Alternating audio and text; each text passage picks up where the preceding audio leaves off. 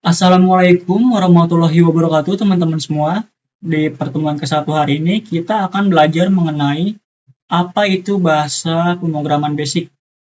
Kita akan belajar mulai dari sejarahnya, lalu struktur program bahasa basic, kemudian mengenal apa itu variabel dan tipe data, mengenal statement print dan input, dan yang terakhir saya akan memberikan untuk contoh programnya.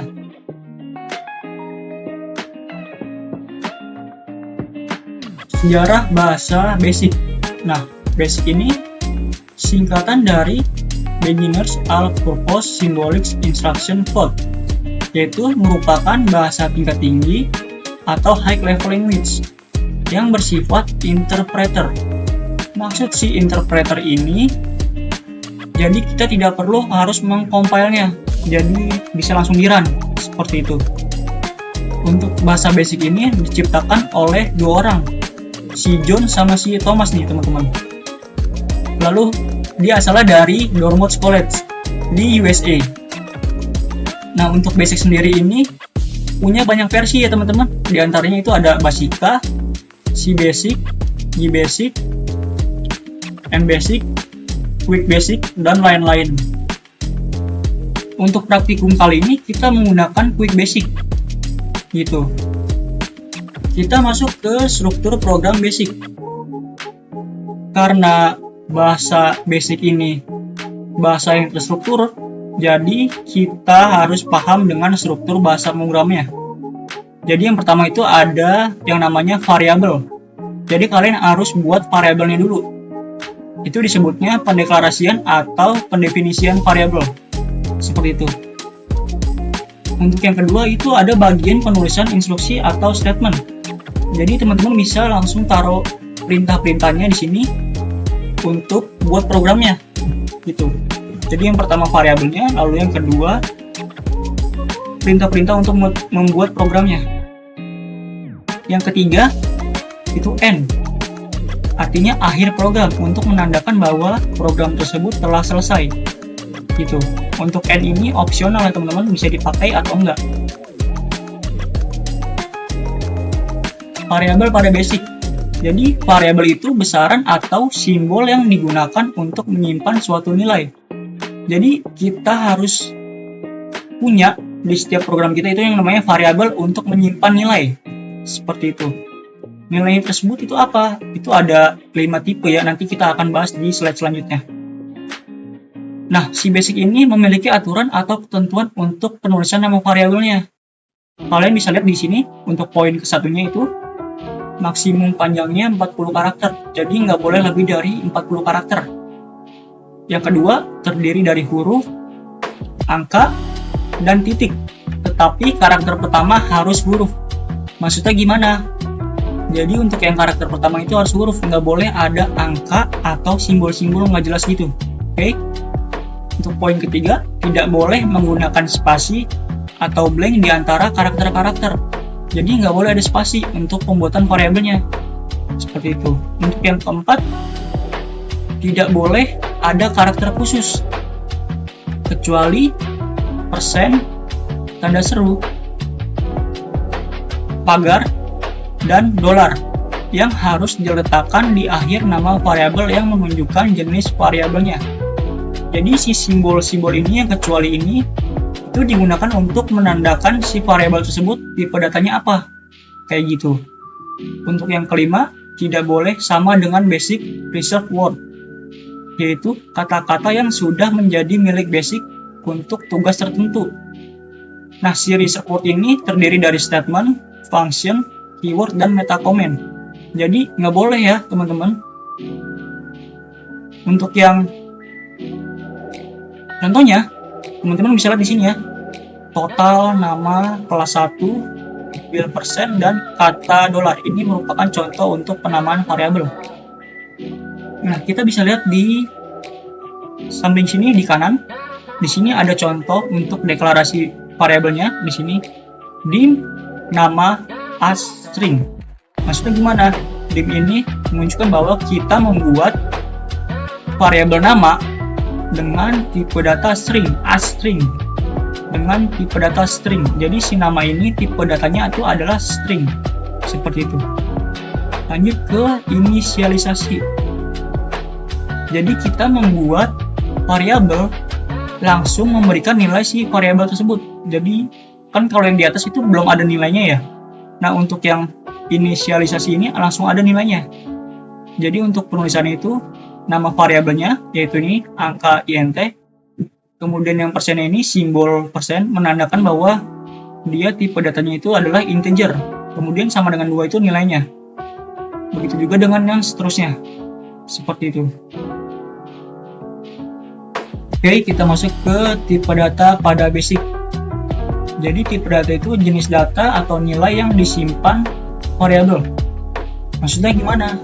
Jadi di setiap variabel itu mempunyai tipe data atau jenis datanya. Nah, berikut adalah tipe data pada basic. Yang pertama ada integer, long, single, double, dan juga string. Nah, untuk yang integer sama long ini nilainya sama atau tipenya sama, bilangan bulat. Yang membedakan hanya untuk yang long 32 bit dan untuk yang integer ini 16 bit. Kalau misalnya teman-teman ingin menggunakan angkanya besar, teman-teman bisa pakai yang long. Kalau misalnya angkanya kecil itu ribuan, bisa pakai integer. Kemudian di sini ada single dan double. Untuk single dan double ini tipenya juga sama, floating point atau desimal. Kalau teman-teman ingin menggunakan desimal bisa menggunakan single dan double. Untuk perbedaannya yaitu untuk yang double itu 64 bit dan yang single 32 bit. Gitu. Untuk pecahan yang besar bisa menggunakan double dan yang kecil bisa menggunakan yang single. Yang kelima itu string. Untai kata atau karakter yang terdiri dari huruf dan angka dan diapit dengan tanda petik 2. Jadi itu string itu kumpulan dari karakter-karakter yang diapit dengan tanda petik 2. Contohnya seperti hello ini. Seperti itu. Nah, untuk contohnya bisa lihat di sini. Di sini ada variabelnya yaitu angka int, terus tampil string, angka single, angka long, dan angka double. Di sini ada simbolnya yang menandakan bahwa si variabel tersebut bertipe apa. Nah, untuk yang si dolar ini menandakan bahwa si angka integer ini atau angka int ini bertipe data integer. Untuk yang tampil string ini tipenya itu string dengan tanda dolar. Untuk tanda seru itu untuk yang single. Kemudian untuk yang dan itu long, dan untuk yang pagar itu tipenya double. Gitu. Untuk nilainya itu sama dengan 2 untuk yang angka int, kemudian untuk yang string itu hello, lalu untuk yang single 5,4, untuk yang long 7,8, dan untuk yang double itu 8,2. Nah, untuk teman-teman kalau misalnya bingung dengan yang ini nih, yang angka long dan sama dengan 7,8, kok bisa nilainya desimal? Nah, ini bisa ya teman-teman, tapi nanti pas di output itu bakal dibulatin ke atas, jadi nilainya jadi 8. Seperti itu. Statement print dan input. Jadi di bahasa basic ini ada yang namanya statement print dan input. Untuk yang print yaitu memberikan perintah kepada komputer untuk menampilkan nilai variabel ke layar monitor atau menampilkan pesan. Jadi kalau misalnya teman-teman ingin menampilkan pesan ke layar monitor, kalian bisa menggunakan statement print ini, gitu. Nah, untuk statement print ini memiliki beberapa variasi penulisan. Kita lihat di contoh program ini ada 4. Yang ini, kemudian ini, dan ini. Untuk yang pertama ini, print nama dolar titik koma kelas dolar. Jadi di sini akan mencetak atau menampilkan output di layar monitor itu nama, kemudian kelas. Untuk nilainya itu dadang dan 1ID02. Kalian bisa lihat di output di samping, dadang 1ID02. Jadi ketika program dijalankan akan menampilkan dadang 1ID02, lalu akan enter untuk yang print pertama ini. Kemudian lanjut ke yang kedua, print nama dolar kelas dolar. Jadi akan mencetak nama dan kelas, kemudian enter. Yang membedakan dengan yang pertama ini adalah untuk yang menggunakan koma ini akan ada tabnya. Nih, seperti yang di sini, di sini kan ada jangkauannya jauh ya. Itu ada tabnya. Gitu. Itu untuk yang membedakannya. Kemudian enter. Jalankan yang ini, print nama dolar titik koma kelas dolar titik koma. Akan mencetak nama Dadang, kemudian 1ID02. Nah, di sini 1ID02. Seperti itu. Nah, untuk yang di contoh yang ketiga, itu tidak akan ada enter. Jadi, dia setelah mencetak, tidak akan ada enter. Jadi, untuk yang tipe print yang keempat ini akan tercetak di samping sini. Sesuai dengan output yang di sini kan. Ya, harusnya kan di sini nih. Kalau misalnya menggunakan ini, titik koma, kemudian belakangnya nggak usah pakai titik koma. Harusnya tampilnya di bawah sini, karena dia menggunakan titik koma di belakang sini, jadi tidak akan ada enter seperti itu. Jadi untuk yang print class ini akan tampil di sampingnya gitu. Dan untuk yang keempat ini langsung memanggil si variabel kelasnya. Kita masuk ke statement input, yaitu untuk memasukkan nilai variabel dengan keyboard melalui user. Nilai yang diinput akan disimpan ke variabel yang dituju. Jadi kalau misalnya kita ingin menginput dari user, kita bisa menggunakan statement input. Nanti inputan tersebut akan masuk ke variabel nilai yang sudah dibuat sebelumnya gitu. Nah, untuk bentuk umumnya yaitu input, nama judul, lalu nama variabel. Untuk contohnya bisa dilihat, yang pertama itu kita deklarasiin dulu pembuatan variabelnya, yaitu nama dengan tipe datanya itu string, lalu masukkan statement input, lalu di sini kita kasih masukkan nama titik 2, kemudian koma, lalu nama.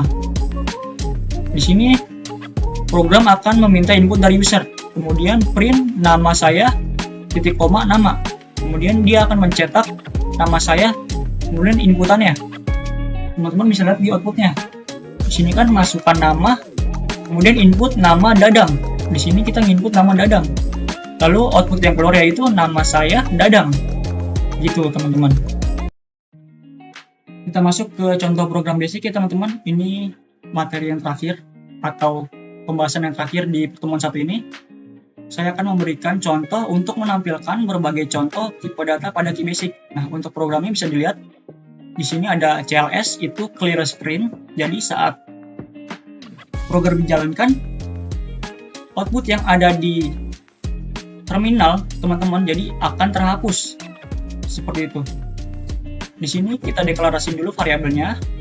Kemudian untuk tipe datanya juga jangan lupa menggunakan simbol yang sudah dijelaskan tadi. Kemudian nilainya 2, dan ini yang string desimal. Dan ini juga desimal. Kemudian kita masukkan perintah atau statement untuk menampilkan ke layar. Ini teman-teman. Print ini tipe data integer, panggil variabel angka integer atau angka int. Bisa kalian lihat langsung di outputnya. Ini tipe data integer sama dengan 2. Yang ini nih. Nilainya 2. Bener kan teman-teman? 2 tuh. Kemudian untuk yang string itu nilainya hello. Bener ya teman-teman, outputnya sama dengan yang diperintah. Kemudian untuk yang single nilainya 5,4, bener ya, 5,4. Untuk yang long itu 7,8, itu hasilnya 8 karena dibulatkan ke atas. Kemudian untuk yang double itu hasilnya 8,2, bener ya teman-teman, seperti itu. Untuk materinya sampai sini aja. Selanjutnya kita akan masuk ke activity atau pengerjaan tugasnya.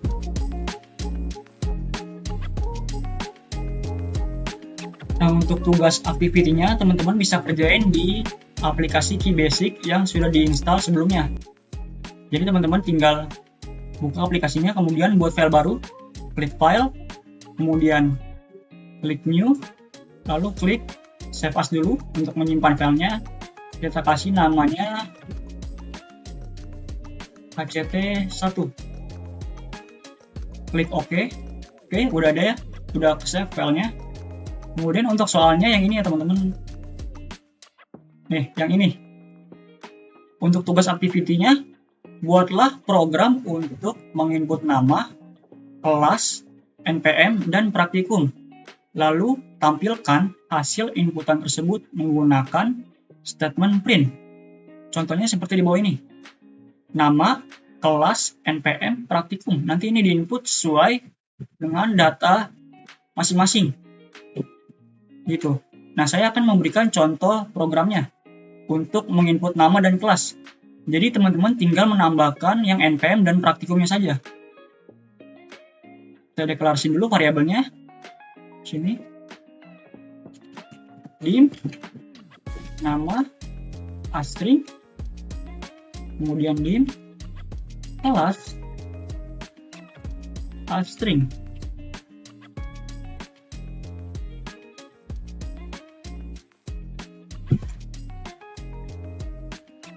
Lalu di sini kita masukkan statement input, masukkan nama, koma, nama, input, masukkan kelas, koma, kelas. Kita pakai statement print untuk menampilkan outputnya ke layar. Print nama, titik 2, titik koma, lalu panggil nama. Print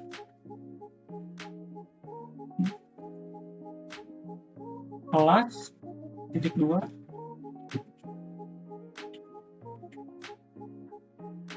kelas. Nah, untuk penulisan di program QBasic ini gak masalah ya teman-teman. Teman-teman bisa pakai huruf besar atau kecil. Jadi si bahasa basic ini tidak mempermasalahkan untuk hurufnya. Jadi teman-teman bisa pakai huruf besar atau huruf kecil, itu nggak masalah. Kita run programnya, kita jalankan programnya. Start.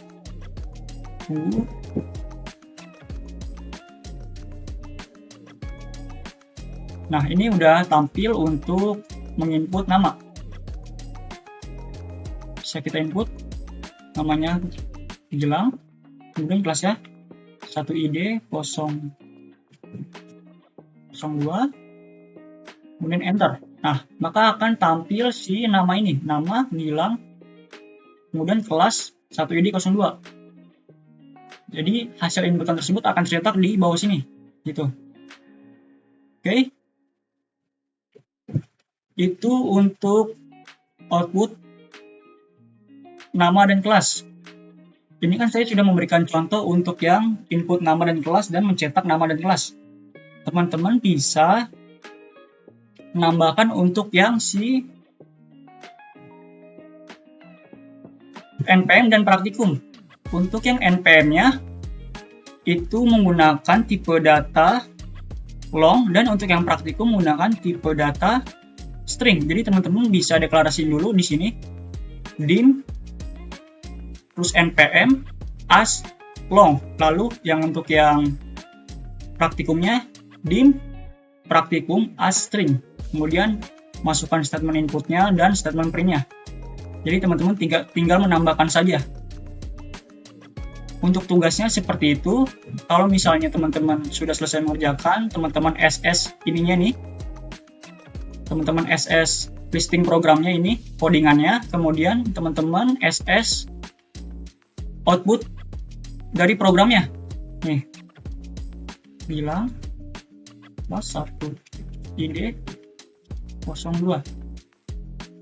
Nah, nanti SS2 untuk yang programnya dan outputnya di Word. Jadi teman-teman buat file Word, kemudian taruh screenshotan tersebut ke dalam Word, lalu untuk filenya itu dijadikan .pdf atau tipe filenya PDF. Seperti itu teman-teman. Mungkin itu aja. Mohon maaf bila ada kata-kata yang sulit dimengerti atau yang masih belibet. Sekian dari saya. Terima kasih.